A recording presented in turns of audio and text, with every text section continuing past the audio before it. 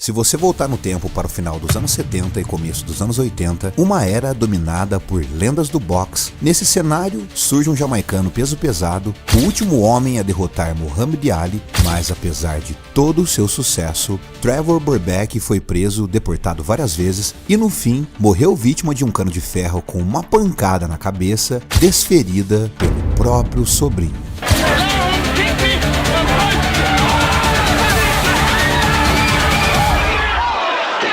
Nessa época, Muhammad Ali desfilava poesia em luvas, Foreman esmagava com rolo compressor e Tyson, ainda menino, preparava-se para devorar o mundo inteiro. Fight Ali, and you hurt Ali very bad. When you fought him, was there any revenge? 100%, yes, no doubt about it. I was going to kill him. Hoje, vamos conhecer a história de Burbeck, a lenda do boxe que venceu Ali, mas não conseguiu vencer seus próprios demônios. Você é muito bem-vindo a mais uma produção de Hunter Combat.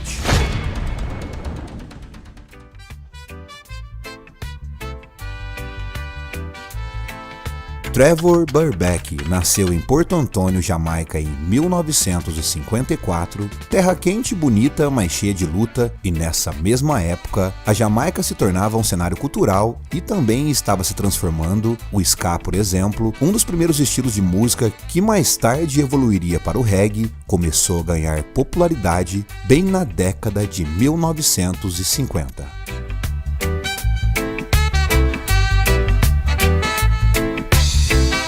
Sendo isso um símbolo cultural importante para a ilha, e durante todo esse período, artistas jamaicanos começaram a se destacar. No meio de tudo isso, o pequeno Burbeck crescia trazendo no corpo um talento bruto, desses que não se ensinava, força de tronco de árvore e um olhar de quem já viu o peso do mundo. Aos 19 anos, muita gente falava que era tarde demais para ele ser um pugilista. Ele encontrou seu destino em Guantánamo, entre os soldados marcados pelo Vietnã e entre as brigas de bar. Em uma noite, após derrubar um fuzileiro naval com um soco cego de raiva, um sargento lhe cravou o veredito: "Menino, você nasceu para isso e o ringue é sua guerra agora."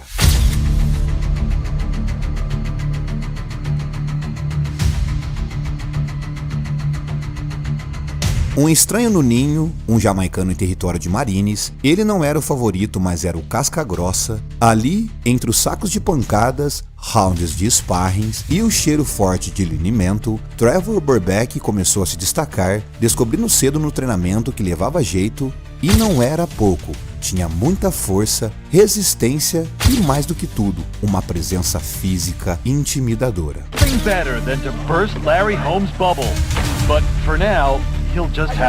Porém, como muitos talentos brutos do esporte, o que acontece dentro do ringue não era o suficiente para mantê-lo estável fora dele, como problemas pessoais, decisões impulsivas e um temperamento difícil começaram a se revelar desde os primeiros passos da sua carreira. Mesmo assim, sua ascensão no boxe amador começou rápida e em 1975 ele representou a Jamaica nos Jogos Pan-Americanos e conquistou a medalha de bronze na categoria peso pesado, mostrando que estava entre os melhores do continente. Mas no ano seguinte, em 1976, participou dos Jogos Olímpicos de Montreal, enfrentando grandes nomes do cenário internacional, uma experiência que o projetou globalmente e o motivou para entrar no boxe profissional.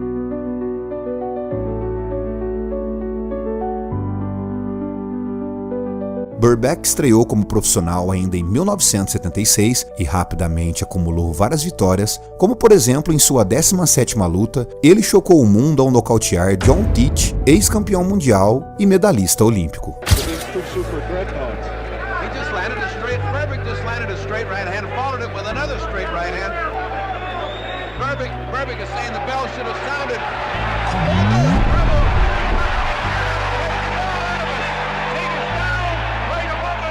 Essa vitória inesperada colocou seu nome ao radar das grandes organizações e o levou a disputar o título mundial, e em 1981, Burbeck enfrentou Larry Holmes pelo título mundial dos pesos pesados da WBC. Holmes, que já havia defendido seu título com sucesso diversas vezes, venceu por decisão unânime após 15 rounds de combate.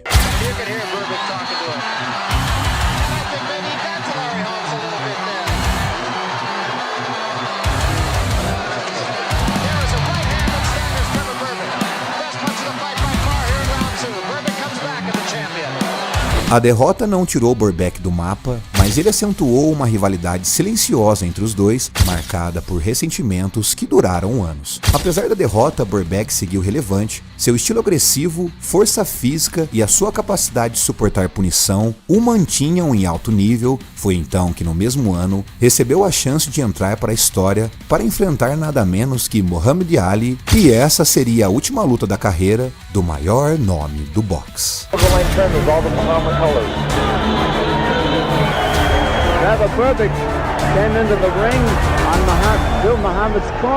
Na noite de 11 de dezembro de 1981, Trevor Burbeck escreveu seu nome nos livros da história. Ele foi o último homem a enfrentar Muhammad Ali dentro do ringue, mas aquele não foi um feito glorificado. Longe disso, a luta realizada em Bahamas foi um espetáculo triste. Ali, com 39 anos, já debilitado fisicamente e mentalmente, não conseguiu acompanhar o ritmo.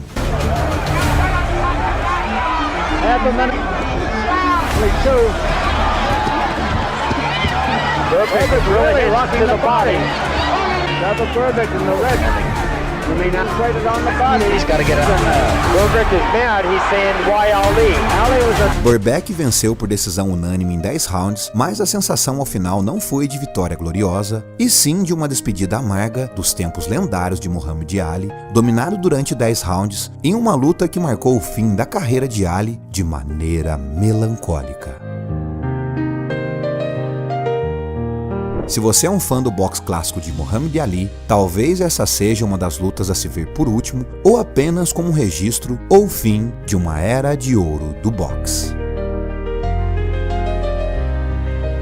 Apesar do tom melancólico do evento, a carreira de Burbeck precisava seguir uma ascensão. Ele acumulou algumas vitórias expressivas na sequência, mostrando consistência e mantendo-se como um nome forte entre os pesos pesados.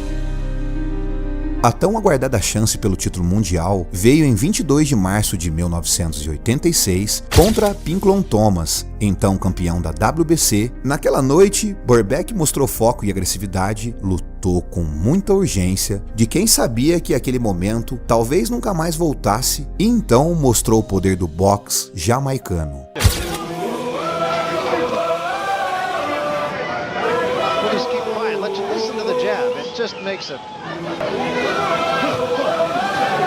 Burbeck's left hook has been catching Thomas on the side of his head instead of on his jaw. Good right hand, very good right hand. Here we go again, another left hook. Thomas still has not raised that right hand again. Trevor Burbeck se tornou campeão mundial dos pesos pesados, o ponto mais alto de sua trajetória como um pugilista profissional, mas, como acontece com muitos nomes do boxe, o topo foi só um breve momento de estabilidade antes da queda. Ainda em 1986, o destino colocou Burbeck frente a frente contra um adversário que estava sendo tratado com uma força imparável, seu nome, Mike Tyson.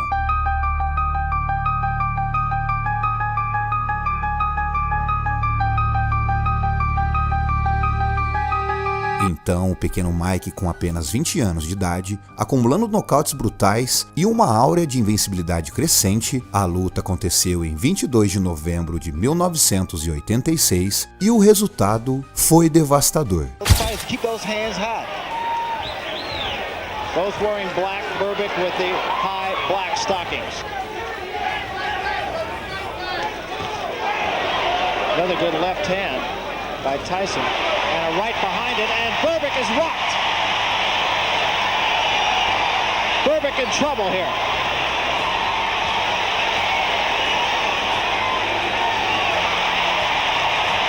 Berbick just trying to get through the round. Em apenas 2 rounds, Tyson desmontou Berbick com uma combinação de socos secos, rápidos e violentos. O último knockdown foi emblemático. Berbick caiu 3 vezes tentando se levantar, atordoado e sem coordenação, uma imagem que correu o mundo inteiro.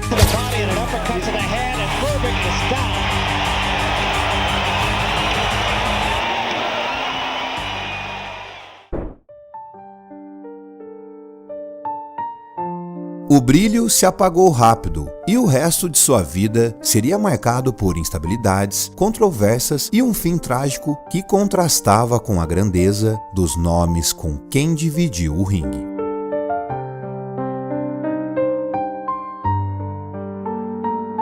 Berbick ainda subiu no ringue várias vezes após a luta contra Mike Tyson, porém, seu desempenho já não impressionava, já não havia mais o brilho, as vitórias não eram mais brilhantes e finalmente as oportunidades sumiram. Fora das cordas, a situação ainda era mais caótica. Sua saúde mental começou a dar sinais de instabilidade, Berbick tornava-se cada vez mais imprevisível, seus comportamentos em público variavam entre excentricidade e a pura agressividade. Envolvendo-se em uma série de problemas legais, ele foi acusado de agressão, invadiu propriedades, chegou a ser deportado dos Estados Unidos e acabou preso por diferentes delitos ao longo da década de 1990.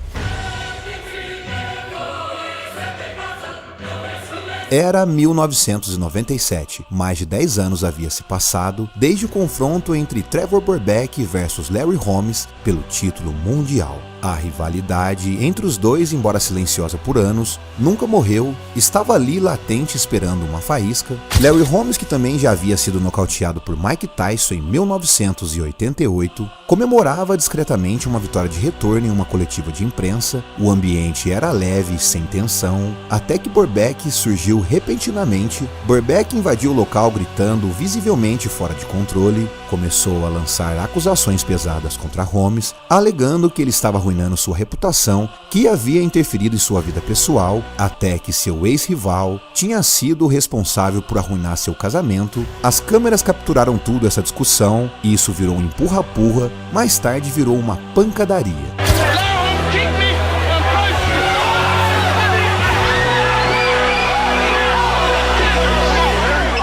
Era o fundo do poço, ou pelo menos parecia, porque infelizmente ainda havia uma tragédia reservada para Trevor Berbick e ele viria anos depois com violência e sangue. Na mesma década, Berbick enfrentava acusações sérias na justiça, ele foi julgado por acusado de ter violentado a babá de seus filhos, até que em 1992 ele foi condenado a 5 anos de prisão, dos quais cumpriu apenas 15 meses antes de ser libertado sob condicional. Ele até tentou reconstruir a vida no Canadá, país onde havia iniciado sua trajetória no boxe profissional, mas enfrentou resistência das autoridades locais, que também tentaram deportá-lo. Berbick recorreu à justiça e conseguiu permanecer no país por um leve período. Porém, sua reputação estava manchada de forma irreversível. As manchetes que antes celebravam suas vitórias, agora acompanhavam seus escândalos. Berbick, que um dia fora campeão do mundo, agora era lembrado por brigas de ruas, problemas ilegais e uma vida repleta de turbulências.